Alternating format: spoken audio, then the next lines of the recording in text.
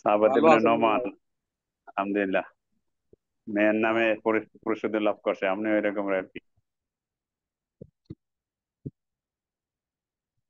আসসালামু আলাইকুম ওয়া রাহমাতুল্লাহি ওয়া বারাকাতুহু।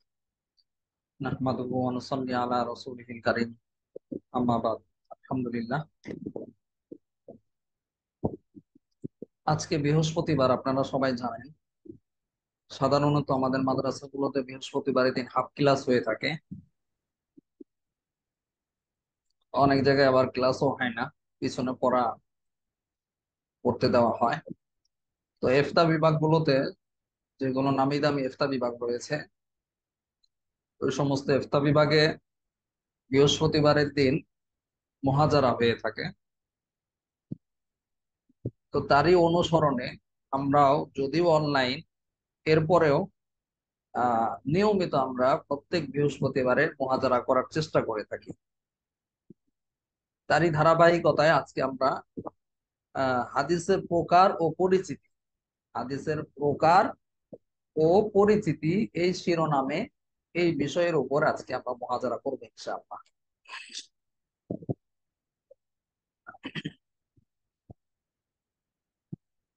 মুহাজারার শুরুতে একটা কিতাবের নাম বলছি, আপনারা চাইলে লিখে রাখতে পারেন। যারা হাদিস সম্পর্কে জানতে চান, হাদিসের প্রকার সম্পর্কে জানতে চান, কোন হাদিসটা সহিহ, কোন হাদিসটা জয়ীফ, কোন হাদিসটা হাসান, কোন হাদিসটা মুরসাল, ইত্যাদি যে প্রকার রয়েছে হাদিসের, হাদিসের হুকুম কি, বিস্তারিত জানার জন্য, বিস্তারিত বোঝার জন্য আপনারা তাইসির মুস্তলাহিল হাদিস নামে একটা কিতাব আছে। তাইসির মুস্তলাহিল হাদিস নামে একটা কিতাব আছে। এই কিতাবটি আপনারা সংগ্রহ করতে পারেন, কিনতে পারেন। খুবই চমৎকার একটি কিতাব, খুবই সংক্ষিপ্ত একটি কিতাব। এই কিতাবটি, আচ্ছা, আমার কথা কি শোনা যাচ্ছে না? এক দুই ভাই বলছেন কথা শোনা যাচ্ছে না। জি, শোনা যাচ্ছে। জি হযরত, শোনা যাচ্ছে। আচ্ছা, যাদের শোনা যাচ্ছে না তাদের নিজেদের নেটওয়ার্কের সমস্যা। অনেক সময় আপনার ওইখানে নেটওয়ার্কের সমস্যার কারণে আপনি কারো কথা শুনতে পান না, এরকম হতে পারে। যদি আমার এখানে সমস্যা হয় তাহলে সবারই সমস্যা হবে, অর্থাৎ সবাই শুনতে পাবে না।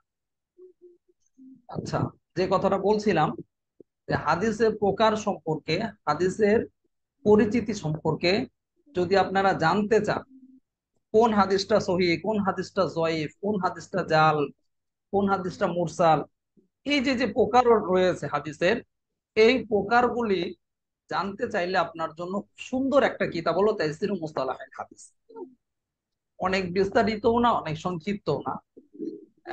এই কিতাবটি আপনারা চাইলে মূল যে আরবি কিতাব আছে এটাও পারবেন কিনতে, আবার পাশাপাশি কেউ যদি মনে করেন আমি বাংলা কিনবো, বাংলাটাও কিন্তু বের হয়েছে, অর্থাৎ অনুবাদও বের হয়েছে। এই কিতাবটি আপনারা চাইলে কিনতে পারেন, যারা হাদিস সম্পর্কে অভিজ্ঞ হতে চান। একটা কিতাব পড়ে তো অভিজ্ঞ হওয়া যাবে না, মোটামুটি একটা ধারণা রাখতে চান, ভালো একটা জ্ঞান অর্জন করতে চান, তারা আপনারা এই কিতাবটি সংগ্রহ করতে পারেন। এই কিতাবের আলোকে আর অন্যান্য কিতাবের আলোকে আজকে আমরা মুহাজারা করবো ইনশাআল্লাহ।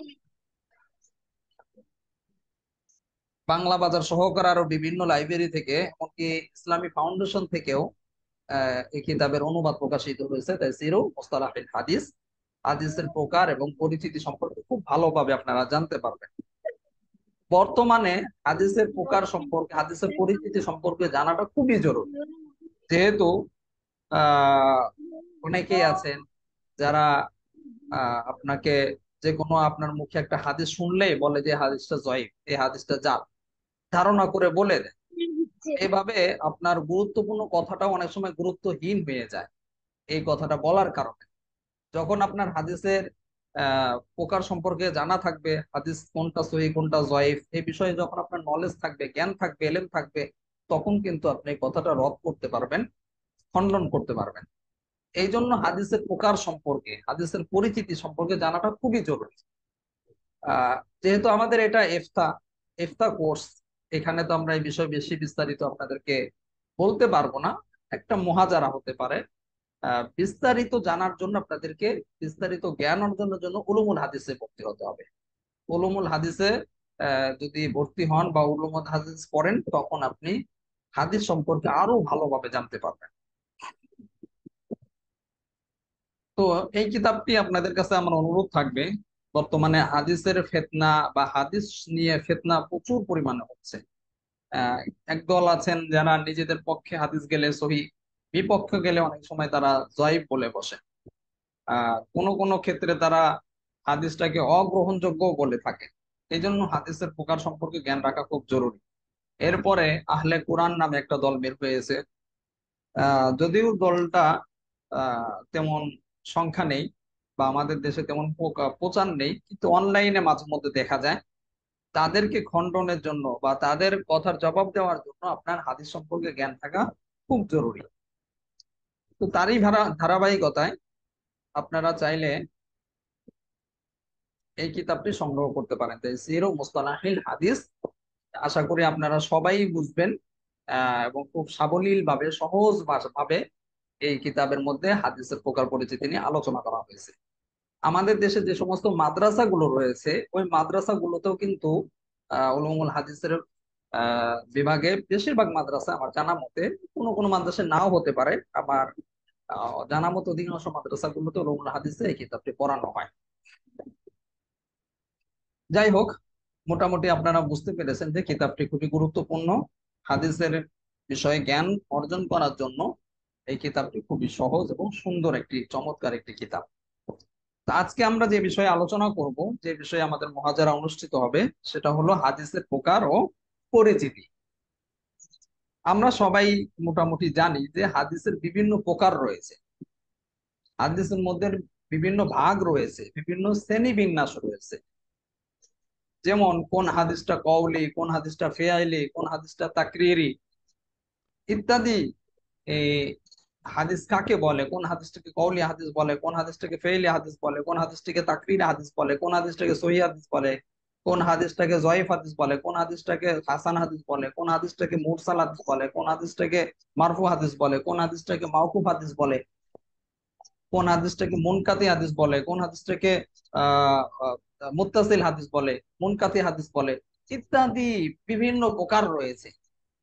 এই প্রকারগুলো মোটামুটি যেগুলো গুরুত্বপূর্ণ এবং যেগুলো আমাদের মোটামুটি জ্ঞান রাখা দরকার, ওই হাদিসের প্রকারগুলো আমরা এবং পরিচিতি আজকে সংক্ষিপ্তভাবে আলোচনা করবো ইনশাআল্লাহ। আমরা সবাই জানি ইসলামী শরীয়তের মধ্যে হাদিসের গুরুত্ব অপরিসীম। কোরআনের পরেই কি হাদিসের স্থান। হাদিসের মাধ্যমে আহ কোরআনের আয়াত। সবাই মিউট করে রাখেন, তোবা কথার মধ্যে আওয়াজ আসলে সবার সমস্যা হয়।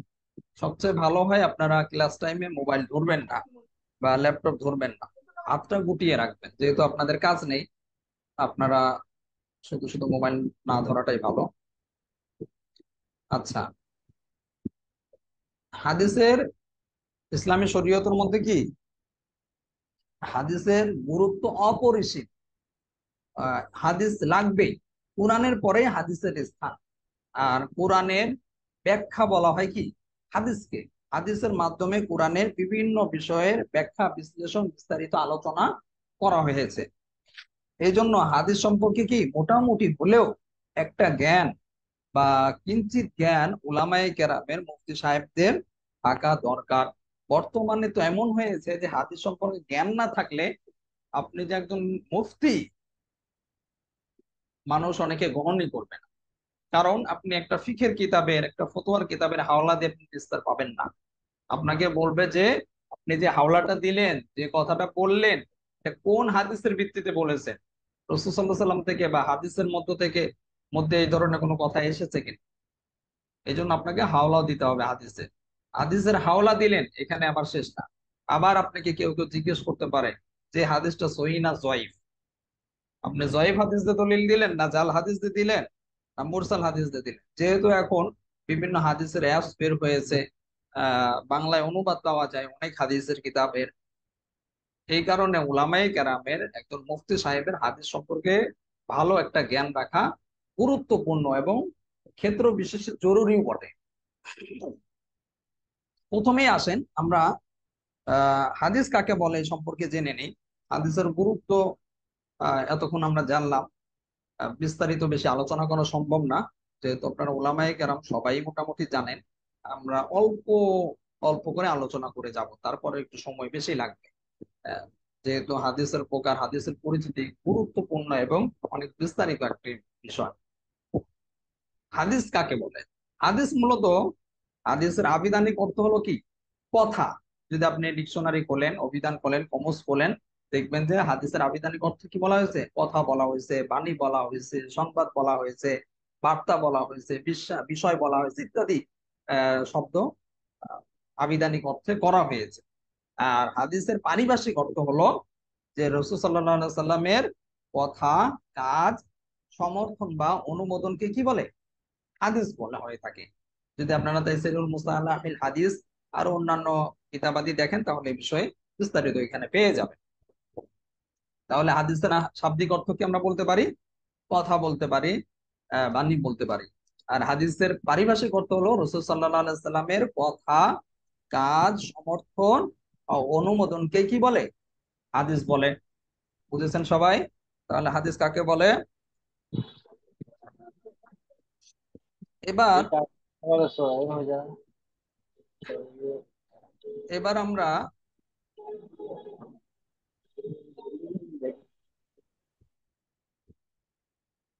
এবার আমরা হাদিসের প্রকার এবং হাদিসের পরিচয় সম্পর্কে একটু আমরা জানব। হাদিসে একটু আগে বলা হয়েছে যে হাদিসের অনেক প্রকার রয়েছে। সাধারণত আহ হাদিসকে, রাসূল সাল্লাল্লাহু আলাইহি সাল্লামের হাদিসকে তিন ভাগে ভাগ করা হয়ে থাকে। রাসূল সাল্লাল্লাহু আলাইহি সাল্লামের হাদিসকে কি, প্রধানত রাসূল সাল্লাল্লাহু আলাইহি সাল্লাম হাদিস তিন প্রকার। একটা হলো কওলি হাদিস। কওলি হাদিস মানে যেটা হলো বাচনিক। কওলি হাদিস মানে কি? বাচনিক হাদিস। আর একটা হলো ফিআলি হাদিস, যেটা বাংলা আমরা কর্মগত হাদিস বলতে পারি, কর্মের বর্ণনা এসেছে। আরেকটা হলো তাকরিরি হাদিস। তাকরিরি হাদিস মানে যেই হাদিসের মধ্যে রাসূল সাল্লাল্লাহু আলাইহি সাল্লামের অনুমোদন এসেছে বা সমর্থন এসেছে। বুঝেছেন সবাই? তাহলে আমরা কি জানলাম? যে রাসূল সাল্লাল্লাহু আলাইহি সাল্লামের হাদিস সাধারণত তিন প্রকার: কওলি হাদিস, ফিআলি হাদিস এবং তাকরিরি হাদিস। এখন এটা তো আমরা সাধারণভাবে জানলাম। যদি একটু সংজ্ঞাটা দিকে আমরা খেয়াল করি, কওলি হাদিস কাকে বলে, ফিআলি হাদিস কাকে বলে, তাকরিরি হাদিস কাকে বলে? কওলি হাদিস মানে হলো যে হাদিসটা রাসূল সাল্লাল্লাহু আলাইহি সাল্লামের মুখ নিঃসৃত, অর্থাৎ যেটা রাসূল সাল্লাল্লাহু আলাইহি সাল্লাম মৌখিক ভাবে বলেছেন, সেই হাদিসকে কি বলা হয়? কওলি হাদিস বলা হয়। কওলি হাদিস মানে হচ্ছে কি, রাসূল সাল্লাল্লাহু আলাইহি সাল্লামের আরেকটু সহজ ভাবে আমরা বলতে পারি, রাসূল সাল্লাল্লাহু আলাইহি সাল্লাম কওল, রাসূল সাল্লাল্লাহু আলাইহি সাল্লাম কওলকে কি বলা হয়? কওলি হাদিস বলা হয়ে থাকে। যেমন মনে করেন একটা হাদিস যেটা বুখারীর মধ্যে এসেছে, যে রাসূল সাল্লাল্লাহু আলাইহি সাল্লাম আবু হুরায়রা রাদিয়াল্লাহু আনহু থেকে বর্ণিত, রাসূল সাল্লাল্লাহু আলাইহি সাল্লাম বলেছেন, কসম সেই সত্তা যার হাতে মুহাম্মদের প্রাণ, তোমাদের কেউ খাঁটি মুমিন হতে পারবে না যতক্ষণ না আমি তার নিকট তার পিতা, মাতা, সন্তান আদি থেকে অধিক ভালোবাসার পাত্র না হব। এই হাদিসটা আপনারা সবাই জানেন।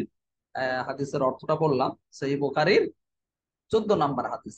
সহিহ বুখারীর 14 নম্বর হাদিস।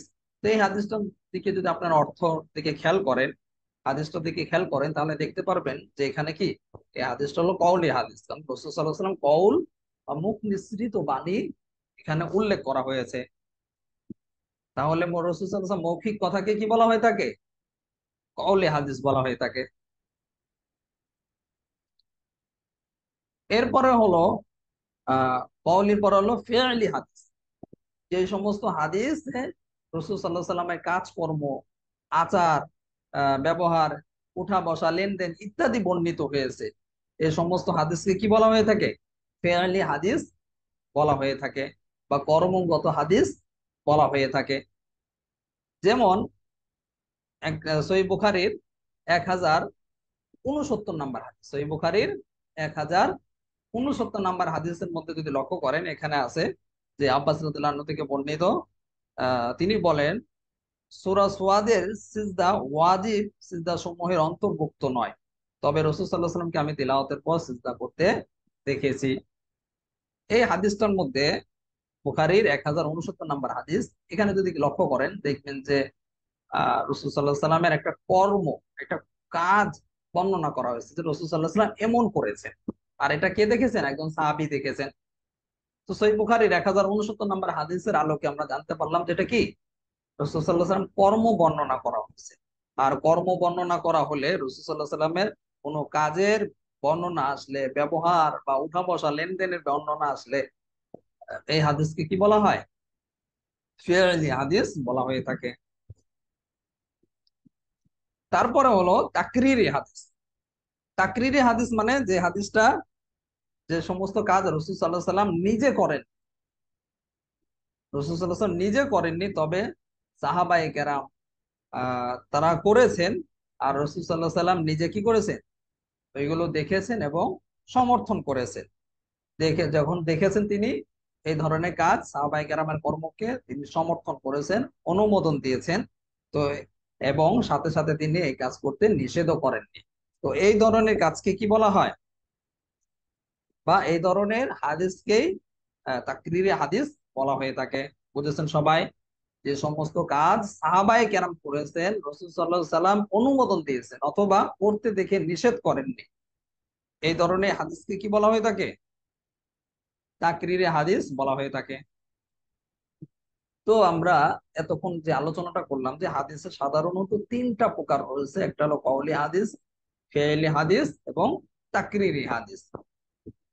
এরপরে এখন আমরা ভিন্ন আরেকটা আলোচনা চলে যাচ্ছি।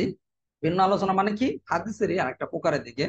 তার আগে আমাদের একটা বিষয় জানতে হবে যে আমাদের কাছে যে হাদিসগুলো এসেছে বা আমরা যে হাদিসগুলো পেয়েছি, আমাদের কাছে এই হাদিসগুলো কিন্তু সরাসরি রাসূল সাল্লাল্লাহু আলাইহি সাল্লাম, সরাসরি রাসূল সাল্লাল্লাহু আলাইহি সাল্লামের কি আসেনি?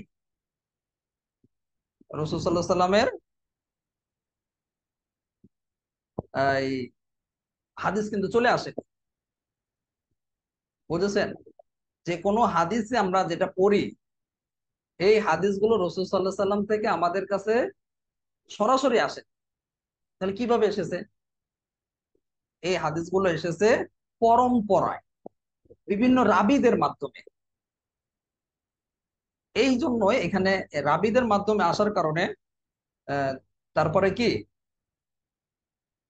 হাদিসের বিভিন্ন প্রকার সৃষ্টি হয়েছে। সাধারণত আমরা যে হাদিসগুলো পেয়ে থাকি এগুলো কিতাবাদির মাধ্যমে বিভিন্ন রাবী বা রাবী মানে কি? রাবী মানে হলো বর্ণনাকারী। বুঝেছেন সবাই? রাবী মানে কি? রাবী খুবই প্রসিদ্ধ একটা হাদিসের পরিভাষা, সেটা হলো কি? বর্ণনাকারী। তো বিভিন্ন বর্ণনাকারীর মাধ্যমে আমরা হাদিসগুলো জানতে পেরেছি, সরাসরি রাসূল সাল্লাল্লাহু আলাইহি সাল্লাম থেকে আমরা জানিনি বা শুনিওনি। বরং আমরা বিভিন্ন রাবীদের মাধ্যমে আমাদের পর্যন্ত পৌঁছেছে। যেমন মনে করেন একজন বলছেন যে উস্তাদের তাকরিরে হাদিসের একটা উদাহরণ দিলে ভালো হয়।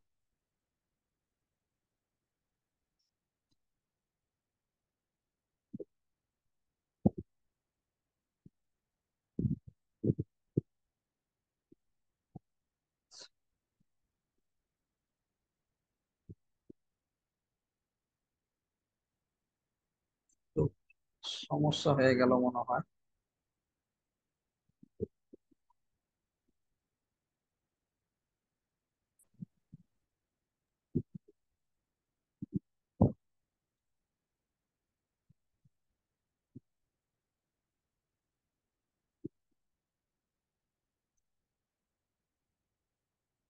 স্ক্রিন কি দেখা যাচ্ছে? আচ্ছা, আপনারা কেউ কি স্ক্রিন শেয়ার করেছেন কি হঠাৎ করে?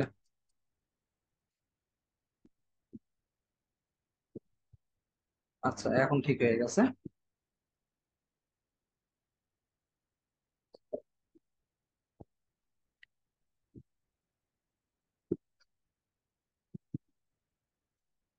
আচ্ছা, কি বলছিলাম যে আমাদের পর্যন্ত যে হাদিস পৌঁছেছে এই হাদিসগুলো কি সরাসরি এমনি পৌঁছেনি, বিভিন্ন রাবীদের মাধ্যমে বিভিন্ন বর্ণনাকারীদের মাধ্যমে আমাদের কাছে হাদিসগুলো পৌঁছেছে। ও, আরেকটা কথা তো বলতে লেগেছিলাম, ভুলে গেছি। আহ যেমন আপনারা বলেছেন যে তাকরিরি হাদিস, আসলে তাকরিরি হাদিসের অভাব নেই। আপনারা হাদিসের দিকে একটু লক্ষ্য করলে এগুলো পেয়ে যাবেন যে তাকরিরি হাদিসের উদাহরণের কথা দুই একজন বলেছেন বারবার। যেমন আপনি দেখেন পায়জামা পরার বিষয়টা। রাসূল সাল্লাল্লাহু আলাইহি সাল্লাম নিজে পায়জামা ব্যবহার করেননি, যতটুকু আমার জানা মতে তিনি পায়জামা ব্যবহার করেননি, কিন্তু সাহাবায়ে কেরাম ব্যবহার করেছেন। সাহাবায়ে কেরাম ব্যবহার করেছেন রাসূল সাল্লাল্লাহু আলাইহি ওয়াসাল্লাম যুগে, কিন্তু রাসূল সাল্লাল্লাহু আলাইহি ওয়াসাল্লাম নিষেধ করেননি। রাসূল সাল্লাল্লাহু আলাইহি ওয়াসাল্লাম কি নিষেধ করেননি। তো এটাও কি তাকরিরি হাদিস। কারণ আমরা তাকরিরি হাদিস কাকে বলে আমরা একটু আগে শুনলাম যে এটা যে যে সমস্ত কাজকর্ম সাহাবায়ে কেরাম করেছেন, রাসূল সাল্লাল্লাহু আলাইহি ওয়াসাল্লাম অনুমোদন দিয়েছেন, অথবা রাসূল সাল্লাল্লাহু আলাইহি ওয়াসাল্লাম করতে দেখেছেন কিন্তু নিষেধ করেননি, ওই ধরনের হাদিসকে কি বলা হয়? তাকরিরি হাদিস বলা হয়। যেমন পায়জামার বিষয়টা বলতে পারেন, আরো এই ধরনের অসংখ্য বিষয় আছে যেগুলো আপনারা হাদিসের দিকে লক্ষ্য করলে পেয়ে যাবেন। আচ্ছা, যেটা বলছিলাম, যেমন মনে করেন ইমাম বুখারী রহমাতুল্লাহ আলাইহ, তিনি যে আমাদের কাছে তার যে আমরা হাদিসটা পেয়েছি সহিহ বুখারীর মাধ্যমে, এই হাদিসটা কিন্তু আমাদের কাছে সরাসরি রাসূল সাল্লাল্লাহু আলাইহি সাল্লামের মাধ্যমে আসেনি, বরং ইমাম বুখারী রহমাতুল্লাহ আলাইহ তার উস্তাদের কাছ থেকে শুনেছেন, তিনি তার উস্তাদের কাছ থেকে শুনেছেন। এভাবে যেতে যেতে যেতে যেতে একটা পর্যায়ে কি তার শায়েখ এভাবে তার শায়েখের কাছ থেকে, তার উস্তাদের কাছ থেকে একটা পর্যায়ে গিয়ে সাহাবায়ে কেরাম পর্যন্ত, তারপরে গিয়ে সাহাবায়ে কেরাম বা রাসূল সাল্লাল্লাহু আলাইহি সাল্লাম থেকে শুনেছেন। এই ধারাবাহিকতাই কি ধীরে ধীরে আমাদের পর্যন্ত হাদিস এসেছে। এখন এই ধারাবাহিকতা আহ গিয়ে এই যে ধারাবাহিকতা যে আসলো হাদিসের রাবীদের মাধ্যমে, এই ধারাবাহিকতার কারণে বিভিন্ন রাবীদের বিভিন্ন গুণকে বিচার বিশ্লেষণ করে বিভিন্ন হাদিসের প্রকার নির্ধারণ করা হয়েছে। বুঝেছেন? হাদিসের যে প্রকার নির্ধারণ করা হয়েছে, কোন হাদিসকে সহিহ বলা হচ্ছে, কোন হাদিসকে জয়ীফ বলা হচ্ছে, কোন হাদিসকে হাসান বলা হচ্ছে, কোন হাদিসকে মুরসাল বলা হচ্ছে, এই যে যে হাদিসের প্রকার, আরো যত প্রকার রয়েছে, এগুলো কিসের ভিত্তিতে হয়েছে? রাবীদের বর্ণনার কারণে, বা রাবীদের কারণে, বা বর্ণনাকারীদের কারণে, রাবীদের আহ গুণ বিচার বিশ্লেষণ করে হাদিসের বিভিন্ন মান নির্ণয় করা হয়েছে বা নির্ধারণ করা হয়েছে। বুঝেছেন? এগুলো কিন্তু রাসূল সাল্লাল্লাহু আলাইহি ওয়াসাল্লাম নিজে করে দিয়ে যান, বা নিজে বলেন যে এই হাদিসটা সহিহ, এই হাদিসটা জয়ীফ, এই হাদিসটা হাসান, এই হাদিসটা মুরসাল। এগুলো রাসূল সাল্লাল্লাহু আলাইহি ওয়াসাল্লাম বলেননি, বরং মুহাদ্দিসিনে কেরাম, উলামায়ে কেরাম এগুলো নির্ধারণ করেছেন রাবীদের গুণাগুণের দিকে লক্ষ্য করে। তো এই আলোকে এখন আমরা জানবো যে কোন হাদিসটাকে সহিহ বলা হয়, কোন হাদিসটাকে হাসান বলা হয়, কোন হাদিসটাকে জয়ীফ বলা হয়। পলাশবাড়ি মাদ্রাসা গেছিলাম। এখন আমরা প্রথমেই জানবো যে সহিহ হাদিস কাকে বলে, সহিহ হাদিস হওয়ার জন্য কি কি শর্ত এবং কোন কোন গুণ থাকা লাগবে হাদিসের মধ্যে, যে গুণ থাকলে হাদিসটাকে আমরা সহিহ বলতে পারি। যে হাদিসের সনদ, প্রথমে আমি কয়েকটা কথা বলবো, পরিভাষা বলবো। এই পরিভাষাগুলো আপনাদের বুঝতে একটু সমস্যা হতে পারে, কিন্তু একটু পরেই ব্যাখ্যা করা হবে। প্রথমে এই কথাগুলি আমরা বুঝি, তারপর ইনশাল্লাহ ব্যাখ্যা করা হবে। যেই হাদিসের সনদ মুত্তাসিল, যে হাদিসের সনদ কি মুত্তাসিল হয়, এবং যে রাবি আছে, রাবি কাকে বলে একটু আগে কিন্তু বলা হয়েছে, বর্ণনাকারী, বর্ণনাকারী আদেল হয় ও পরিপূর্ণ সংরক্ষণকারী হয়, এবং হাদিসটি যদি শায ও মুআল্লাল না হয় তাহলে, এবং আহ এর সনদের মধ্যে কোনো কি না থাকে, বিচ্ছিন্নতা না থাকে, পরিপূর্ণ সনদটা কি আহ উল্লেখ হয়ে থাকে, তাকে কি বলা হয়ে থাকে? সহিহ হাদিস বলা হয়ে থাকে। কয়েকটা কথা বলা হয়েছে, যে হাদিসের মুত্তাসিল হয় এবং রাবী আদেল ও পূর্ণ সংরক্ষণকারী হয়ে থাকেন, এবং যে হাদিসটি শায ও মুআল্লাল না হয় এবং সনদের আদ্যপান্ত এরূপ হয়ে থাকে, যে শর্তগুলি বলা হলে শর্তগুলো থাকে, তাহলে এই হাদিসকে কি হাদিস বলা হয়ে থাকে? সহিহ হাদিস বলা হয়ে থাকে। এখন আমরা একটু ব্যাখ্যা করব সহিহ হাদিস কাকে বলে। একটা আহ সংক্ষিপ্ত একটা পরিচিতি আমরা বললাম যে সহিহ হাদিস কাকে বলে। ব্যাখ্যা করলে আপনাদের বোঝা সহজ হবে, ইনশাআল্লাহ সুবিধা হবে। হাদিস সহি হওয়ার জন্য মোট 5টি বিষয় থাকা আবশ্যক। কয়টি বিষয়? 5টি বিষয়। যে হাদিসের মধ্যে 5টি বিষয় পাওয়া যাবে ওই হাদিসকে সহিহ হাদিস বলা হবে। এক নাম্বার হলো হাদিসের সনদ মুত্তাসিল হওয়া। মুত্তাসিল কাকে বলে? আমরা তো মক্তবের মধ্যে বলেছি, মধ্যে মুত্তাসিল, মধ্যে মুনফাসিল। আর এখানে হাদিসের মুত্তাসিল মানে হলো যে সনদের প্রথম থেকে নিয়ে একবারে শেষ পর্যন্ত প্রত্যেক রাবি, প্রত্যেক বর্ণনাকারী তার স্বীয় উস্তাদ থেকে, শায়েখ থেকে সরাসরি হাদিস রেওয়ায়াত করতে হবে। বুঝেছেন কি বললাম? তাহলে মুত্তাসিল কাকে বলা হয়?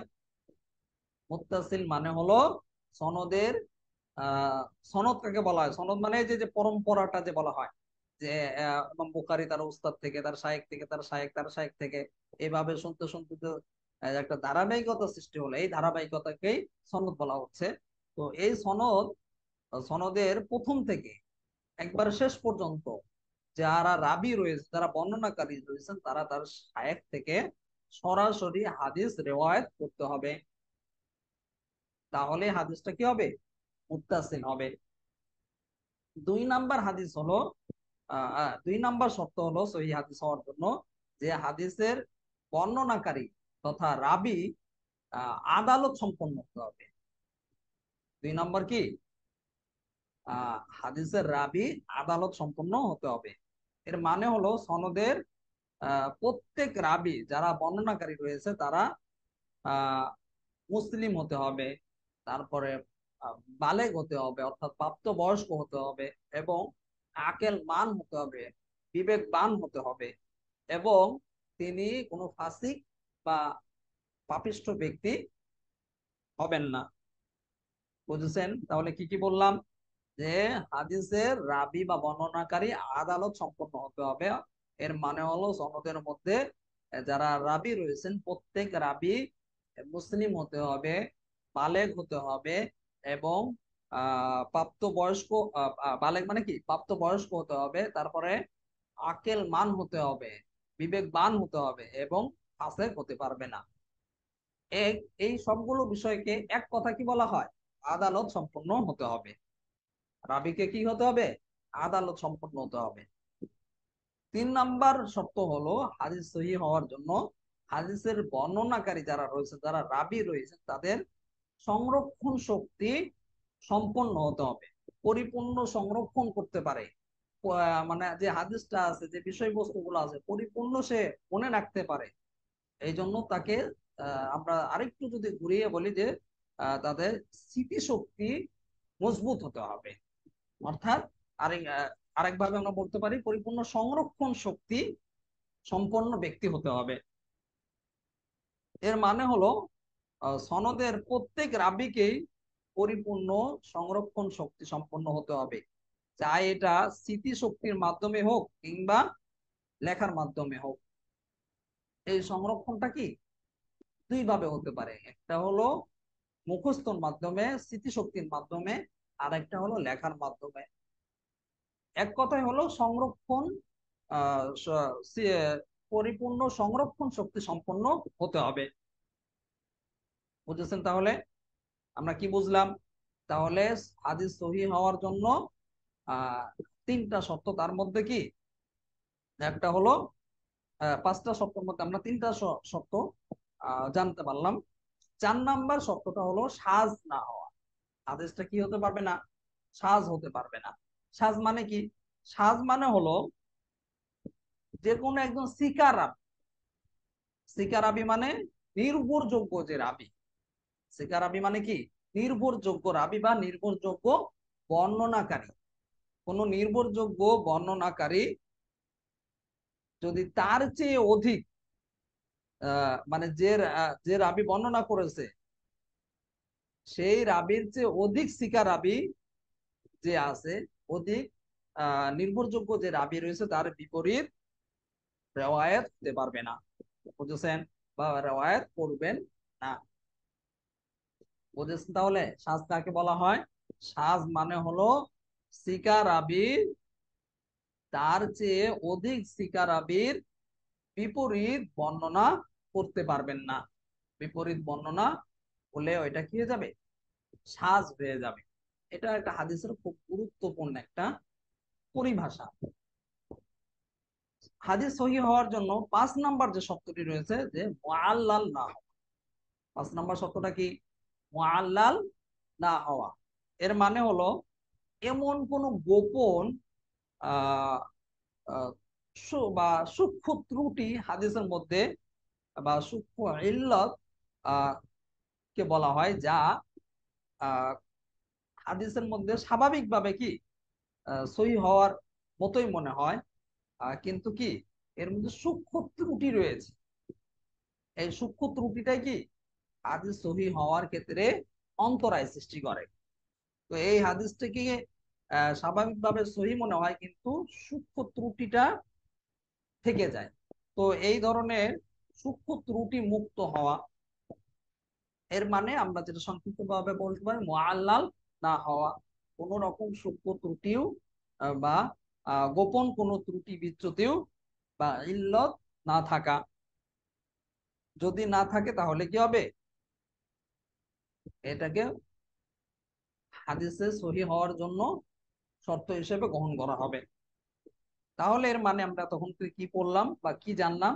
যে সহিহ হাদিসের ক্ষেত্রে আহ, আমরা মোটামুটি 5টা বিষয় জানতে পারলাম। যে যে কোনো হাদিস সহিহ হওয়ার জন্য 5টি শর্ত পূরণ করতে হবে। 1 নম্বর হলো সনদটা, হাদিসের সনদটা মুত্তাসিল হতে হবে। 1 নম্বর কি? হাদিসের সনদ মুত্তাসিল হতে হবে। 2 নম্বর হলো রাবি রাবি যারা রয়েছে, যারা বর্ণনাকারী রয়েছেন, তারা আদালত সম্পন্ন বা ন্যায় পরায়ণ হতে হবে। 3 নাম্বার হলো রাবি পূর্ণ সংরক্ষণ শক্তি সম্পন্ন হতে হবে। 4 নাম্বার হলো মুআল্লাল না হওয়া। 5 নাম্বার হলো সাজ না হওয়া বা 4 নাম্বার বলেছিলাম কি? সাজ না হওয়া। 5 নাম্বার হলো মুআল্লাল না হওয়া। মোটামুটি এই হলো 5টা শর্ত। যে 5টা শর্ত থাকলে হাদিস সহিহ হবে। এখন আমরা সহিহ হাদিস কাকে বলে আমরা তো জানলাম আলহামদুলিল্লাহ। এবার আমরা জানবো হাসান হাদিস কাকে বলে। এই বিষয়গুলো আপনাদের শুধু একটু জানার জন্য বলা হচ্ছে, হয়তো অনেকের মনে নাও থাকতে পারে। এই ক্ষেত্রে আপনারা চাইলে তাইসিরু মুস্তালাহিল হাদিস নামে যে কিতাবটি আছে, কিতাবটি সংরক্ষণ করতে পারেন, কিনতে পারেন। এখানে ইনশাল্লাহ আপনারা এই বিষয়ে বিস্তারিত পেয়ে যাবেন। আর এটা যেহেতু খুবই গুরুত্বপূর্ণ একটা পয়েন্ট, হাদিসের বিষয়ে জ্ঞান অর্জন করা খুবই জরুরি, এই জন্য আপনাদের কিতাবটা কেনা উচিত। চাইলে আপনারা বাংলাটাও কিনতে পারেন, যেটা একটু আগে আপনাদেরকে বলা হয়েছে। হাসান হাদিস কাকে বলে? যে গুণাগুণগুলো আহ অর্থাৎ 5টি যে শর্তের কথা বলা হলো, যে শর্তগুলো থাকলে হাদিস সহিহ হবে, এই শর্তগুলোর মধ্য থেকে যদি একটি শর্ত যদি না পাওয়া যায়, তাহলে সেই হাদিসকে কি বলা হবে? হাসান হাদিস বলা হবে। তখন ওই হাদিসকে সহিহ হাদিস বলা যাবে না। বুঝেছেন? আচ্ছা, এর আগে আরেকটা কথা বলিনি, ভুলে গেছি। সহিহ হাদিসের হুকুম কি? সহিহ হাদিসের হুকুম হলো, মুহাদ্দিসগণ বলেছেন যে সহিহ হাদিসের উপর আমল করাটা কি? ওয়াজিব, আবশ্যক। সহিহ হাদিস শরীয়তের দলিল, এ বিষয়ে কি নেই? কোনো মতবিরোধ নেই। এটা সর্বস্বীকৃত একটা বিষয়। এবং কোনো মুসলমানের জন্যই এই সহিহ হাদিস বর্জন করাটার কোনো অবকাশ নেই, সুযোগ নেই। সবার জন্যই আমল করা আবশ্যক।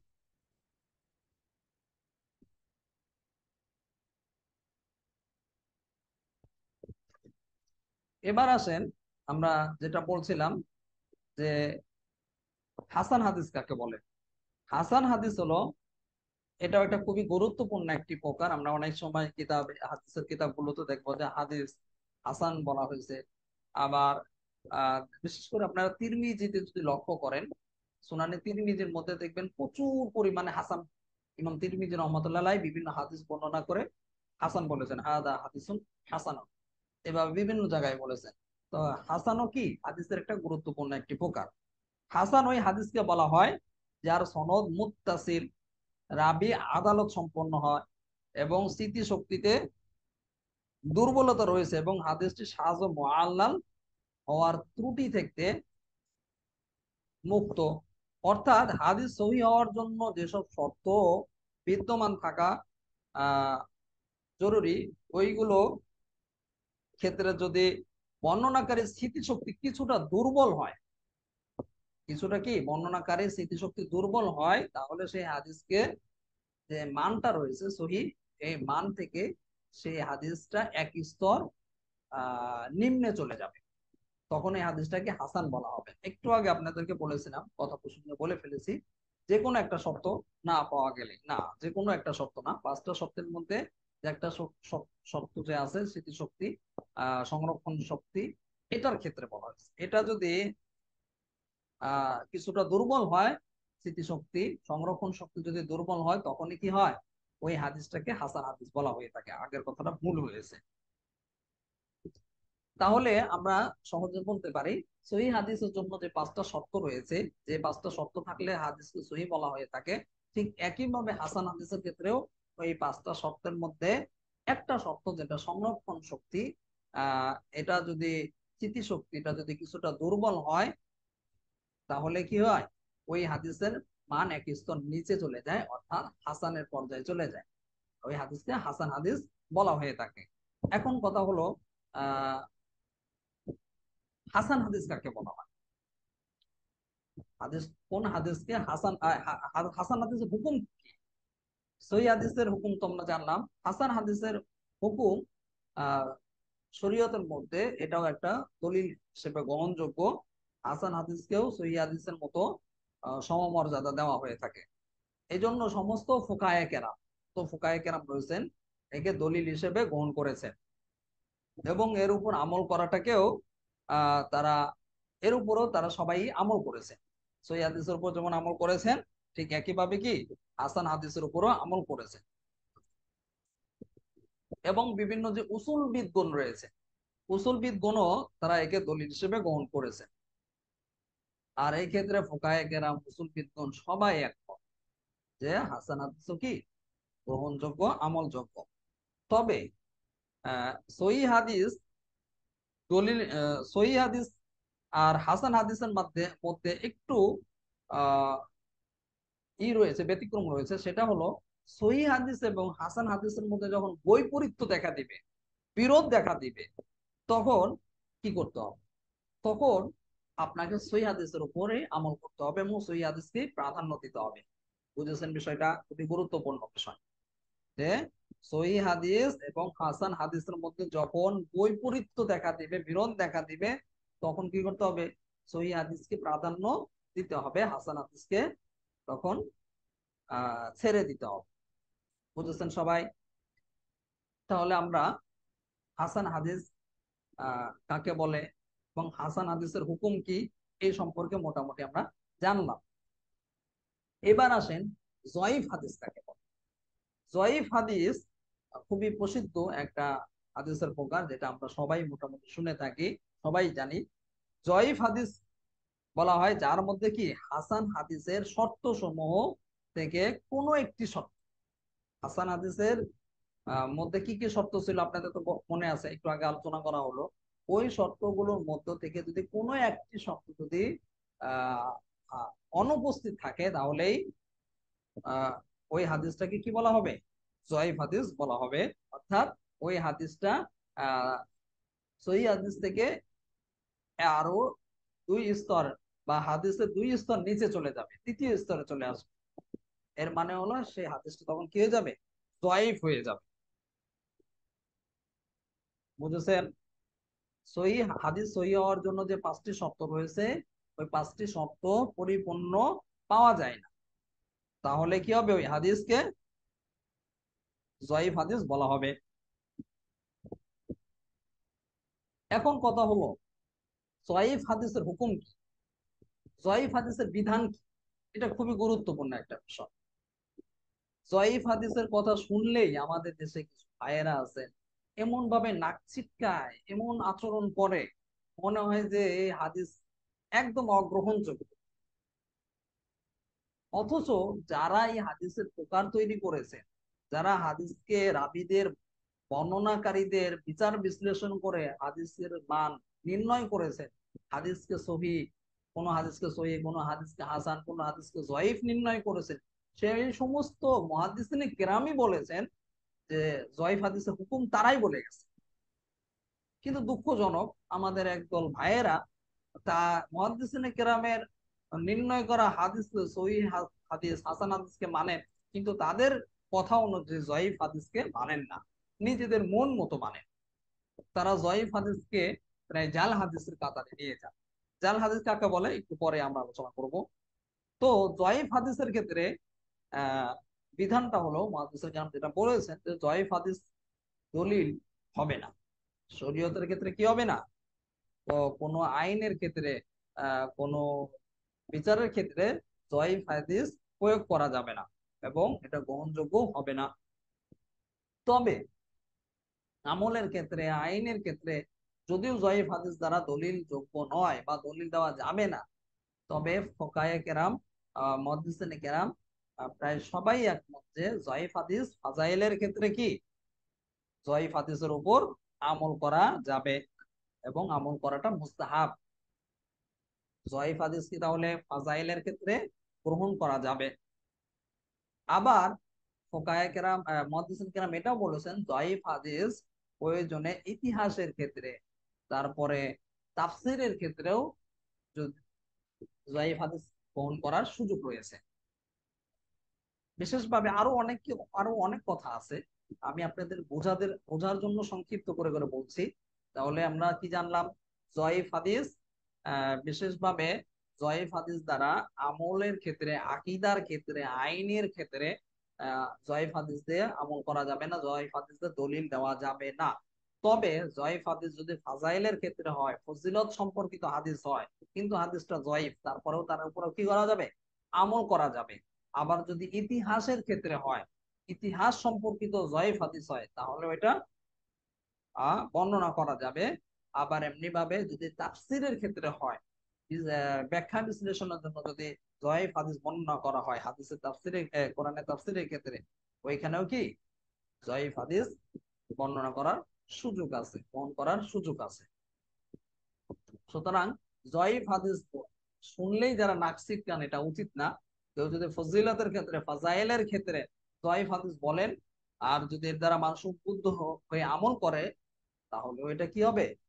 আমল করা যাবে, কোনো সমস্যা নেই। কারণ আমরা জানি মুহাদ্দিসিন কিরাম এই বিষয়ে একমত যে ফাজাইলের ক্ষেত্রে জয়ীফ হাদিস গ্রহণযোগ্য।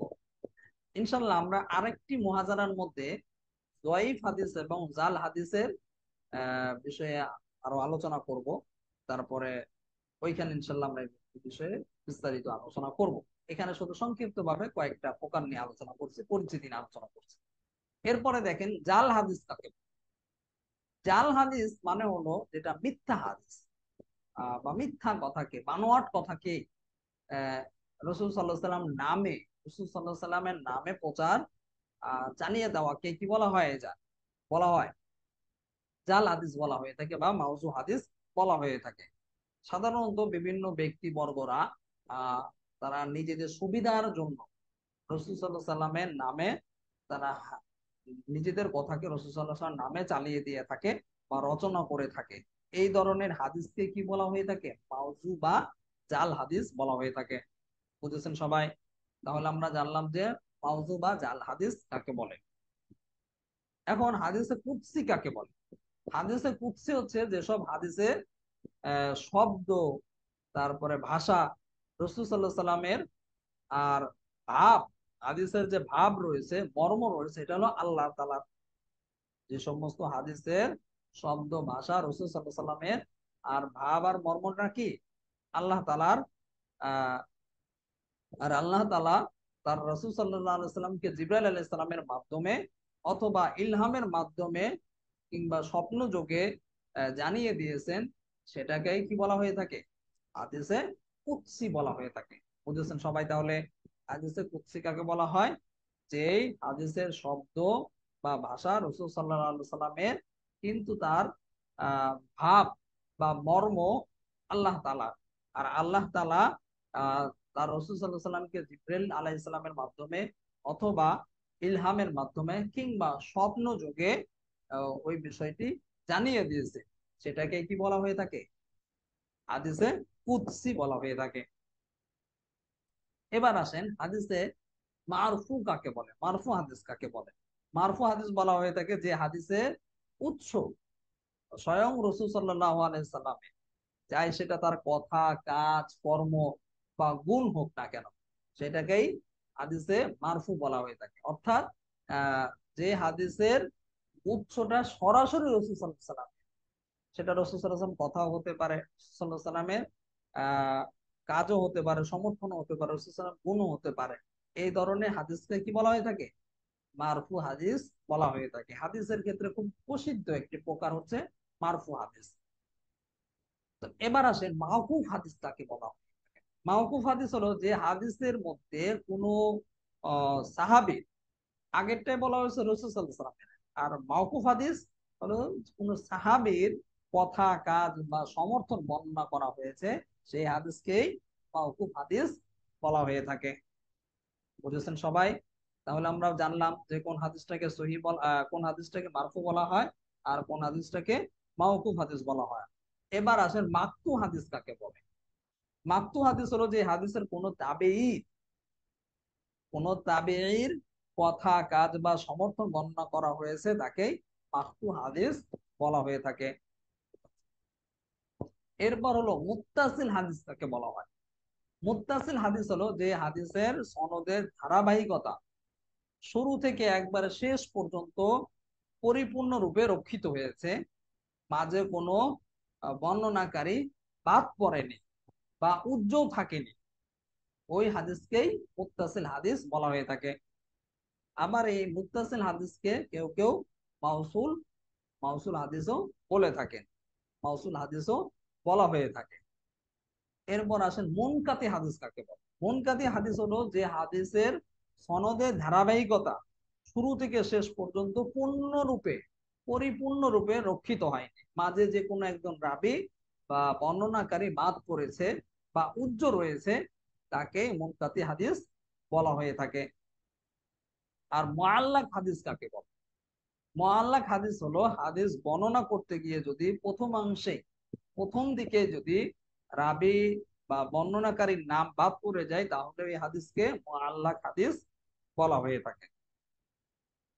এরপর আসেন আরেকটি গুরুত্বপূর্ণ একটা হাদিসের প্রকার আমরা জানবো, সেটা হলো মুরসাল হাদিস। হাদিসের প্রকারগুলোর মধ্যে কিছু কিছু প্রকার আছে খুবই গুরুত্বপূর্ণ, খুবই পরিচিত। ইতিমধ্যে আমরা বেশ কয়েকটা হাদিসের প্রকার সম্পর্কে জানলাম। তার মধ্যে একটা গুরুত্বপূর্ণ প্রকার হলো কি? মুরসাল হাদিস। মুরসাল হাদিস কাকে বলে? মুরসাল হাদিস সম্পর্কে এই বিষয়ে আমাদের একটা বিষয় মাথায় রাখতে হবে। আমাদের দেশে যারা নিজেদেরকে আহলে হাদিস বলে প্রচার করেন বা আহলে হাদিস বলে পরিচয় দিয়ে থাকেন, এই সমস্ত ভাইয়েরা যখন মুরসাল হাদিসের কথা শোনেন, তারা নাক ছিটকাতে থাকে। তাদের আচরণ, তাদের ব্যবহার দেখে মনে হয় যে মুরসাল হাদিস মানে জাল হাদিস। মুরসাল হাদিস কেমন যেন মানে জাল হাদিস, অথচ জাল হাদিস তো ভাই হাদিসই না, যেটা রাসূল সাল্লাল্লাহু আলাইহি ওয়াসাল্লাম মিথ্যা অপবাদ, সম্পূর্ণরূপে একটা কবিরা গুনাহ, হারাম। আর মুরসাল হাদিস তো অবশ্যই এটা হাদিস। হ্যাঁ, এখন আমরা একটু বিস্তারিত জানবো মুরসাল হাদিস কাকে বলে। মুরসাল হাদিসে যারা নাক ছিটকায়, মুরসাল হাদিসকে হাদিস হিসেবে গ্রহণ করে না, এটা মারাত্মক একটা ভয়ঙ্কর একটা বিষয়। এক প্রকার তারা হাদিসকে অস্বীকার করছে। এই জন্য মুরসাল হাদিসকে অস্বীকার করার সুযোগ নেই। মুরসাল হাদিস রাসূল সাল্লাল্লাহু আলাইহি ওয়াসাল্লামের হাদিস। মুরসাল হাদিস হলো মূলত ওই সকল হাদিস যার সনদ কি, যার সূত্র বিচ্ছিন্নতা আছে, যার সূত্রের মধ্যে, যার সনদের মধ্যে বিচ্ছিন্নতা আছে। যেমন মনে করেন তাবেঈ, একজন তাবেঈ সরাসরি রাসূল সাল্লাল্লাহু আলাইহি সাল্লামের বরাত দিয়ে তিনি হাদিস বর্ণনা করছেন, এবং এই সনদের মধ্যে তিনি যে সাহাবী কাছ থেকে শুনেছেন এই সাহাবীর নাম বাদ দিচ্ছে। তো এই ধরনের হাদিসকে কি বলা হয়ে থাকে? মুরসাল হাদিস বলা হয়ে থাকে। অর্থাৎ কোনো একজন, সবগুলো সনদের রাবীর নাম উল্লেখ হয়েছে, শেষের দিকে গিয়ে তাবি সাহাবিকে বাদ দিয়ে বা সাহাবীর নামটা উজ্জ্ব রেখে তিনি সরাসরি কি করলেন? রাসূল সাল্লাল্লাহু আলাইহি সাল্লামের নামে হাদিস উল্লেখ করলেন। এই যে আরেকটু সহজভাবে বলতে পারি, সাহাবীর নাম বাদ দিয়ে সেই হাদিসকে কি বলা হয়ে থাকে? মুরসাল হাদিস বলা হয়ে থাকে। যে হাদিসের শেষের দিকে, সনদের শেষের দিকে আহ সাহাবীর নাম বাদ পড়ে যায়, ওই হাদিসকে মুরসাল হাদিস বলা হয়ে থাকে। কিন্তু দুঃখজনক, আমাদের দেশের আহলে হাদিস ভাইয়েরা এমন ভাবে আচরণ করে থাকেন, এমন ভাবে বলে থাকেন, যেটা মুরসাল হাদিস মনে হয় অগ্রহণযোগ্য। কিন্তু মজার বিষয় কি জানেন? তারা নিজেরাই মুরসাল হাদিস যখন তাদের বিপক্ষে যায়, বিশেষ করে আমাদের উলামায়ে আহনাফের ক্ষেত্রে, হানাফি মাযহাবের ক্ষেত্রে মুরসাল হাদিসের ক্ষেত্রে কয়েকটা নীতিমালা আছে। হানাফি মাযহাবের ইমামগণ, সকল ইমামগণ এই বিষয়ে একমত যে ক্ষেত্র বিশেষে, শর্ত সাপেক্ষে মুরসাল হাদিসের উপর আমল করা যাবে। ক্ষেত্র বিশেষে শর্ত সাপেক্ষে মুরসাল হাদিসের উপর কি আমল করা যায়। যখন এই কথাটা হানাফি উলামায়ে কেরাম বলে থাকেন, তখন আমাদের দেশের আহলে হাদিস ভাইয়েরা নিজেদেরকে সালাফি বলে থাকেন, লামাজাব বলে থাকেন, যাই হোক, তারা নিজেদেরকে কি, তখন তারা এই কথা শুনে নাক ছিটকায়, বিভিন্ন ভাবে তিরস্কার করতে থাকে। কিন্তু এই ব্যক্তিরাই আবার নিজেরা যখন মুরসাল হাদিসের উপর আমল করেন, তখন তখন আর নাক ছিটকায়। তখন কি বুঝলেন? যে হাদিসটা তাদের তাদের পরম্পরায় চলে এসেছে, ওই হাদিসটা মুরসাল হলেও সহি। মুরসাল হাদিস কিন্তু সহি হাদিস না। আপনাদের কিন্তু বুঝতে হবে, এতক্ষণ আলোচনা করা হয়েছে সহি হাদিসের জন্য 5টা শর্ত আছে। আর তার মুরসাল হাদিসের মধ্যে কিন্তু মূল সাহাবী, যে সাহাবী রাসূল সাল্লাল্লাহু আলাইহি ওয়াসাল্লাম শুনেছেন, তার নাম বাদ পড়ে গেছে। সরাসরি তাবেঈ গিয়ে বর্ণনা করেছে। এটা হলো মুরসাল হাদিস। মুরসাল হাদিস তো সহিহ হাদিস না, তাহলে সহিহ হাদিস বলা মারাত্মক একটা অন্যায় না?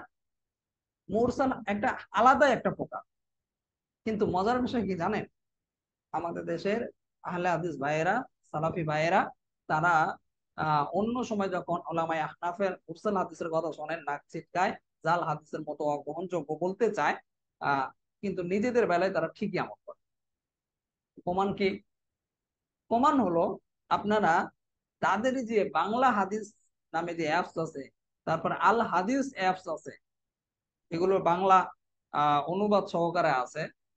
বিশেষ করে কুতুবে সিত্তার হাদিসের কিতাবগুলোর অনুবাদ আছে, বুখারী, মুসলিম, নাসাই, ইবনে মাজাহ, তিরমিজি, এই যে যে কিতাবগুলো আছে, কিতাবগুলির অনুবাদগুলো ওইখানে কিন্তু আছে। এই অ্যাপসের মধ্যে যদি আপনি যান, সুনানে আবু দাউদের 759 নাম্বার হাদিস, মানে আবু দাউদের 759 নাম্বার হাদিস, আমি হাদিস নাম্বারটা বলে দিলাম।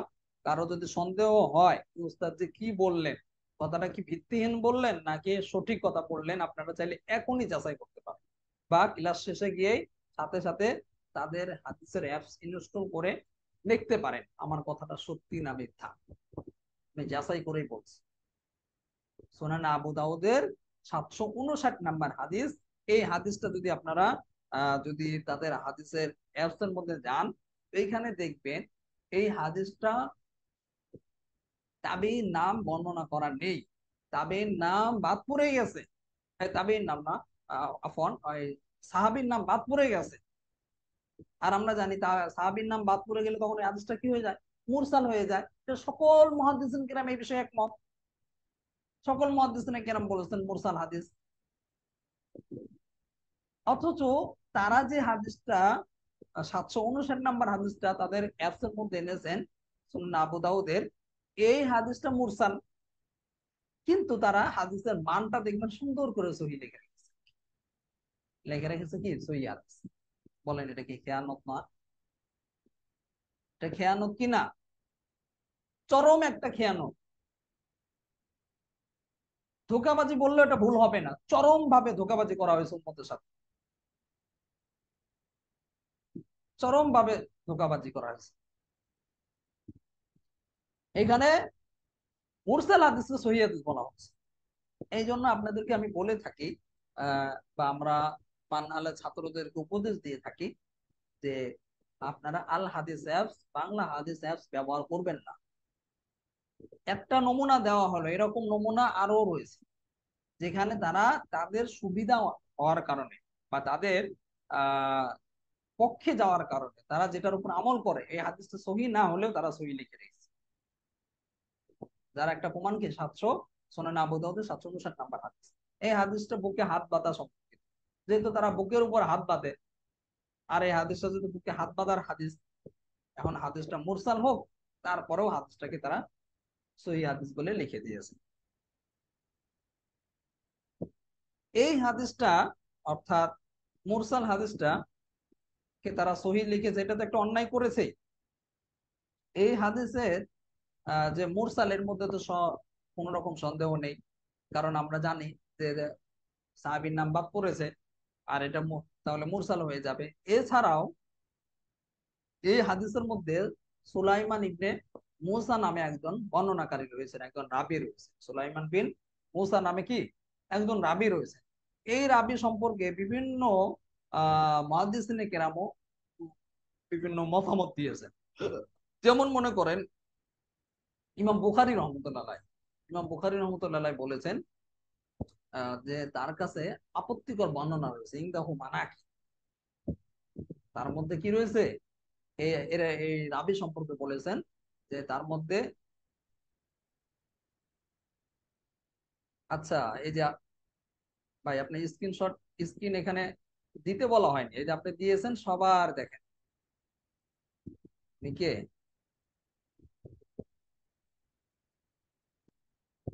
আচ্ছা আপনি স্ক্রিন কি শেয়ার করতে বলা হয়েছে? এটা তো সবাইকেই বলা হচ্ছে, স্ক্রিন কেন শেয়ার করছেন? এটা তো আমরা জানি, এখানে দেওয়ার দরকার নেই। উনি এক ভাই স্ক্রিন শেয়ার করেছেন যে আলবানী সাহেব সহি বলছেন। জি, আলবানী সাহেব 769 নাম্বার হাদিসকে আবু দাউদের উনি সহি বলেছেন। আবার অ্যাপস এর মধ্যে যদি যান, দেখবেন যে ওইখানে লেখা রয়েছে যে আলবানী সাহেব বলেছেন যে হাদিসটা মুরসাল, তবে কি এর সনদ সহি। মজার কথা না? মানে মানুষ কিভাবে এক ধরনের ধোকাতে বোকা বানাচ্ছে। সনদ সহি, আরে ভাই সনদের মধ্যে তো সাহাবীর নামই বাদ পড়ে গেছে, তা পরিপূর্ণ সনদ কোথায়? সনদ সহি বলে মানুষকে এক ধরনের বোকা বানাচ্ছে। ভাই সনদ সহি হলে কি হাদিসটা সহি হয়ে যায়? তাই জন্য আপনাকে সহি লিখে রাখবেন? হ্যাঁ, তাবি পর্যন্ত তো হাদিসটা সনদ সহি, কিন্তু তাবি তারপরে যে সাহাবীর নাম, কোন সাহাবী বর্ণনা করলেন, এটা বাদ পড়ে গেছে, এই জন্য তো হাদিসটা মুরসাল। এছাড়াও এই হাদিসের মধ্যে সুলাইমান বিন মুসা নামে যে রাবি রয়েছে, যার কথা বলছিলাম, ইমাম বুখারী রহমতুল্লাহ আলাইহি বলেছেন তার কাছে কি, তার কথার মধ্যে তার কাছে আপত্তিকর তার বর্ণনা রয়েছে। আল কাশিফ লিজ জাহাবি নামক কিতাবের মধ্যে ইমাম বুখারী রহমতুল্লাহ আলাইহি কথাটি বলেছেন। এছাড়াও ইমাম নাসাই রহমতুল্লাহ আলাইহি বলেছেন লাইসা বিল কওয়া ফিল হাদিস, অর্থাৎ তিনি হাদিসের ক্ষেত্রে এতটা না, কি বলে, মজবুত নন। এই রাবি কি হাদিসের ক্ষেত্রে এতটা মজবুত নন, শক্তিশালী নয়। এছাড়াও ইবনুল মাদিনী রহমতুল্লাহ আলাইহি বলেছেন মাতউনুন আলাই, অর্থাৎ তার তিনি কি অভিযুক্ত রাবি। এই রাবি কি সুলাইমান বিন মুসা হচ্ছেন একজন অভিযুক্ত একজন রাবি। এছাড়াও ইমাম আশ-শাযী রাহমাতুল্লাহ আলাইহি বলেছেন ইনদাহু মানাকির, অর্থাৎ তার মধ্যে আপত্তিকর বর্ণনা রয়েছে। এমনি ভাবে হাকিম আবু আহমদ রহমতুল্লাহ আলাইহি বলেছেন ফি হাদিসি বাহাদুর মানাকির, এই বর্ণনাকারীর মধ্যে কিছু কিছু আপত্তিকর বিষয় রয়েছে। এমনি ভাবে আরো অনেকেই বলেছে, আহ এমনকি আলবানী সাহেব নিজেও এই সুনানে আবু দাউদের 759 নাম্বার হাদিসের একজন রাবী সুলাইমান বিন মুসা সম্পর্কে বলেছেন যে তিনি সত্যবাদী, তবে তার হাদিসে কিছু দুর্বলতা রয়েছে। আসলু সিফাতিস সালাহ নামক কিতাবের মধ্যে আলবানী নাসিরউদ্দিন আলবানী সাহেব নিজে বলেছেন কথাটা। তাহলে চিন্তা করেন যে হাদিসটার একজন রাবী সম্পর্কে বিভিন্ন মুহাদ্দিসিনে কেরাম দুর্বলতার বিষয়টা স্পষ্ট ভাবে বলেছেন, তার মধ্যে আপত্তি রয়েছে, তার হাদিসের মধ্যে বর্ণনার মধ্যে আপত্তি রয়েছে। এরকম একটা হাদিস, তারপর আবার হাদিসটি মুরসাল বলে, এই হাদিস কিভাবে সহি বলা যায়? কেউ এরপরেও যদি কেউ যদি সহি বলে, তাহলে বলেন এটা কি বলা হবে? ধোঁকাবাজি বলা হবে না? প্রতারণা বলা হবে না? উম্মতকে প্রতারিত করা হচ্ছে। সুন্দর করে আপনি বাংলায় লিখে দিলেন সহি, এটা বড় অন্যায়। এই হাদিসটা নিয়ে ওলামায়ে কেরামের মধ্যে, কারণ ওলামায়ে কেরামের মধ্যে হাদিসটা নিয়ে তারা যে সহি লিখে দিয়েছে, অনেক সমালোচনা হয়েছে, অনেক আহ হয়েছে, কথা কাটাকাটি হয়েছে। তারপরেও তারা এটা সংশোধন করেনি। এখনো পর্যন্ত তাদের অ্যাপসের মধ্যে, তাদের বিভিন্ন কিতাবাদির মধ্যে দেখবেন হাদিসের মানটা সহি লিখে রেখেছে। খুবই আফসোসের বিষয়। যাই হোক, হাদিসটা মুরসাল তো আমরা জানলাম। এখন উলামায়ে আহনাফ যেটা বলে থাকেন, হানাফি মাযহাবের যে সমস্ত ইমামগণ রয়েছেন, বলেছেন ক্ষেত্র বিশেষে শর্ত সাপেক্ষে কি উলামায়ে আহনাফ বলে থাকেন যে মুরসাল হাদিসের উপর আমল করা যেতে পারে। কোন কোন ক্ষেত্রে? যেমন মনে করেন, যদি মুরসাল হাদিসের কোন সহিহ হাদিসের পক্ষে থাকে, মুরসাল হাদিস কি থাকে? কোন সহিহ হাদিসের পক্ষে থাকে। এখানে আরেকটি বিষয় আপনাদের বলে রাখি, হানাফি মাযহাবে বা উলামায়ে আহনাফ তারা যেরকম ভাবে সহিহ হাদিসের উপর আমল করেন, আমল করার কথা বলেন, হাসান হাদিসের উপর আমল করার কথা বলেন, এমনি ভাবে জয়ীফ হাদিস যদি ফাজাইলের ক্ষেত্রে হয়, ইতিহাসের ক্ষেত্রে হয়, ফজিলতের ক্ষেত্রে হয়, তাফসীরের ক্ষেত্রে হয়, এগুলো ক্ষেত্রে গ্রহণযোগ্য বলেন। এরপরে আবার মুরসাল হাদিসের কথাও তারা বলেন। কিন্তু আমাদের দেশের যারা আহলে হাদিস ভাইরা রয়েছেন, তারা শুধুমাত্র সহিহ হাদিসের কথা বলেন, কোরআন এবং সহিহ হাদিস অনুযায়ী। বর্তমানে তারা সহিহ সুন্নাহ বলে থাকেন, সহিহ হাদিস বলে থাকেন। তো এই হাদিসের কথা বলে থাকেন, অথচ তারা এর বাইরে মুরসাল হাদিস, যায়েফ হাদিসের কথা মানতেই চান না।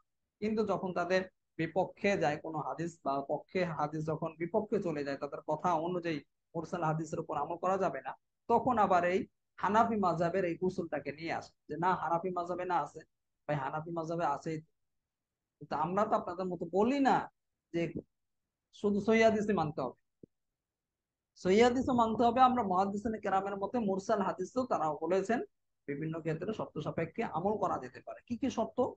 যেমন, যদি মুরসাল হাদিস কোনো সহিহ হাদিসের পক্ষে থাকে, অর্থাৎ মুরসাল হাদিসটা মুরসাল কিন্তু যে কোনো একটা সহিহ হাদিসের পক্ষে পক্ষে বর্ণনা করা হয়েছে, তাহলে কি করা যাবে? এই ক্ষেত্রে উলামায়ে আহনাফের মতে এই হাদিসের উপর আমল করা যাবে। তারপরে 2 নম্বর শর্ত, যে 2 নম্বর ক্ষেত্র যখন মুরসাল হাদিসের উপর আমল করা যায়, যদি মুরসাল হাদিসের পক্ষে সাহাবীদের আসার থাকে এবং বিপক্ষে কোনো সহিহ সনদে হাদিস না থাকে, তাহলে কি করা যাবে? মুরসাল হাদিসের উপর আমল করা যাবে। 3 নম্বর হলো আমলে মুতাওয়ারাসার থাকতে হবে, অর্থাৎ আমলে মুতাওয়ারাসার পক্ষে হতে হবে। এর মানে হলো যে আমল ধারাবাহিক ভাবে উম্মতের মধ্যে চলে এসেছে, ধারাবাহিক ভাবে উম্মতের মধ্যে চলে এসেছে, এই আমলকে কি বলি? এটা যদি এটা যদি মুরসাল হাদিস সম্পর্কিত হয়, তারপরেও কি করা যাবে? গ্রহণ করা যাবে। তারপরে মুরসাল 4 নম্বরে যে ক্ষেত্রটা বলেছেন, যে মুরসাল হাদিসের বিপক্ষে কোনো সহিহ হাদিস নেই, সাহাবীদের আসার নেই, সেই ক্ষেত্রে কিয়াস না করে মুরসাল হাদিস থেকে মাসালা দেওয়া হয়। বিশেষ করে রাবি যদি তাবেঈ পর্যায়ের হয় বা বিশ্বস্ত হয়ে থাকে, এই ক্ষেত্রে মুরসাল হাদিসের উপর আমল করা যাবে। বুঝেছেন কথাটা? এটা কয় নাম্বার গেল? 4 নম্বর ক্ষেত্র গেল যখন মুরসাল হাদিসের উপর আমল করা যাবে। 5 নম্বর ক্ষেত্র হলো, একটু সময় বেশি হয়ে গেছে, আসলে শেষ করে দিচ্ছি, আমার খুব একটা কথা আছে। সাধারণত আমরা মুহাজারায় সময় নেওয়ার চেষ্টা করি, যেহেতু বৃহস্পতিবার সবাই একটু ক্লান্ত থাকেন, একটু আরাম করেন। তারপরে আজকে একটু লম্বা হয়ে গেল, চেষ্টা করা হয়েছে একটু তাড়াতাড়ি শেষ করার জন্য। যাই হোক, এখন শেষ হয়ে যাবে।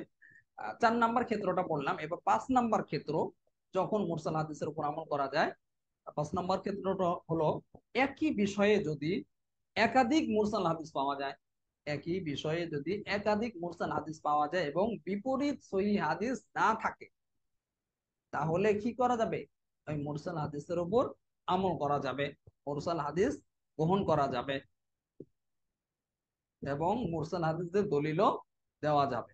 যাই হোক, এই কয়েকটা আহ উম, বিষয় হলো কি, হানাফি মাযহাবের ইমামগণ বলেন যে এই সমস্ত ক্ষেত্রে মুরসাল হাদিসকে দলিল হিসেবে গ্রহণ করা যাবে। আপনি যদি এই ক্ষেত্রগুলি যদি একটু চুলচেরা বিশ্লেষণ করেন, দেখবেন যে সবই সহিহ হাদিসের পক্ষে, সহিহ হাদিসের কথাই বলা হচ্ছে বা হাদিসের পক্ষেই যাচ্ছে। তো এই নীতিমালাগুলো আলোকে ওলামায়ে আহনাফ বলে থাকেন যে বা মুরসাল হাদিসদের দলিল দেওয়া যাবে। এমনি ভাবে এই হাদিসগুলো দিয়ে মুরসাল হাদিসদের, যেমন আপনার তারাবির নামাজের ক্ষেত্রে 20 রাকাত, আহ 20 রাকাতের ক্ষেত্রে এরপরে নামাজের মধ্যে হেসে দিলে অজু ভঙ্গ হবে কিনা, এই সমস্ত ইত্যাদি বিষয়ের ক্ষেত্রে কি এই উসুলের উপর ভিত্তি করে মাসালা দেওয়া হয়েছে। বুঝেছেন সবাই? যাই হোক, মুরসাল হাদিস নিয়ে আরো অনেক আলোচনা রয়েছে, যে মুরসাল হাদিসের উপর যে ক্ষেত্র বিশেষে মুরসাল হাদিসকে গ্রহণ করা যাবে এবং মুরসাল হাদিসের ক্ষেত্র বিশেষে দলিল দেওয়া যাবে, এ বিষয়ে বিভিন্ন মুহাদ্দিসিনে কেরাম বিভিন্ন কিতাবের মধ্যে অনেক আলোচনা করেছে। সম্ভবত এই বিষয়ের উপরে মাসিক আল কাউসার থেকে, মার্কাজুদ দাওয়াত থেকে সুন্দর একটা প্রবন্ধ আছে। আমার এই মুহূর্তে মনে নেই, আমি এর আগে কোথাও পড়েছি, সম্ভবত মনে হয় আল কাউসারে পড়েছি। ওইখানে আপনার alkausar.com যে ওয়েবসাইট আছে মার্কাজুদ দাওয়াত, ওইখানে গেলে আপনারা খুব সুন্দর একটা প্রবন্ধ পেয়ে যাবেন। আহ চাইলে ওইখান থেকে পড়ে নিতে পারেন। মুরসাল হাদিস সম্পর্কিত আরো বিভিন্ন মুহাদ্দিসদের মতামত এখানে রয়েছে, তারা কি বলেছেন মুরসাল হাদিসদের ক্ষেত্র বিশেষে দলিল যোগ্য, ওইখানে আপনারা এই বিষয়ে বিস্তারিত আলোচনা পাবেন। আচ্ছা, যাই হোক, আজকে এই পর্যন্তই। আহ ইনশাল্লাহ আমরা আশা করি, আসলে এখানে তো লম্বা চড়া আলোচনা, অনেক বিষয় আলোচনা আছে। এগুলো আপনারা ব্যক্তিগতভাবে তাইসিরুল মুস্তালাহিল হাদিস নামে যে কিতাবটি আছে, এই কিতাবটি মোতালা করবেন। ওইখানে আরো বিস্তারিত আরো অনেক আলোচনা পাবেন হাদিসের প্রকার নিয়ে, হাদিসের পরিচিতি নিয়ে। হাদিসের প্রকার এবং পরিচিতি সম্পর্কে জ্ঞান রাখা খুবই গুরুত্বপূর্ণ এবং খুবই জরুরি। এই জন্য আপনারা কিতাবটি সবাই মোতালা করবেন। আর যদি মোতালা করেন তাহলে হাদিস সম্পর্কে আরো ভালোভাবে জ্ঞান অর্জন করতে পারবেন। যেহেতু আপনারা সবাই কর্মজীবী, কর্মব্যস্ত মানুষ, সবার হাতে সময় থাকে না। এই জন্য এই কিতাবটি আপনাদের বিকল্প একটা এলম অর্জনের একটা মাধ্যম হতে পারে। যেহেতু উলুমুল হাদিস সবার পড়ার মতো সক্ষমতা নেই, সময়ও নেই, সুযোগও নেই। এই জন্য এই কিতাবটি খুবই গুরুত্বপূর্ণ এবং খুবই ফায়দাজনক একটি কিতাব, তাইসিরুল হাদিস। চাইলে আপনারা কিতাবটি নিজের চলো কিতাব খাতার মধ্যে লিখে রাখতে পারেন, এবং এটার বাংলা অনুবাদও বের হয়েছে। অনুবাদটাও আপনারা চাইলে কিতাব বাজার থেকে কিনতে পারবেন। আচ্ছা, দেখি। ঠিক আছে, তাহলে আজকে এই পর্যন্ত দর্শ থাকলো। এর বাইরেও যদি দর্শ সম্পর্কিত কোনো কথা থাকে, কোনো প্রশ্ন থাকে, আপনারা মাদ্রাসার ব্যক্তিগত হোয়াটসঅ্যাপে গিয়ে জিজ্ঞাসা করতে পারবেন। আর কত ইফতার দেন? গ্রুপেও কয়টা? আপনারা চাইলে যে কোনো বিষয়ে দর্শ সম্পর্কিত আলোচনা পর্যালোচনা করতে পারবেন, কোনো সমস্যা নেই। ইফতার সাথী গ্রুপটা লেখাপড়া সংক্রান্ত আলাপ আলোচনার জন্যই খোলা হয়েছে। এর বাইরে ব্যক্তিগত কোনো বিষয় এখানে আলোচনা না করলেই ভালো হয়।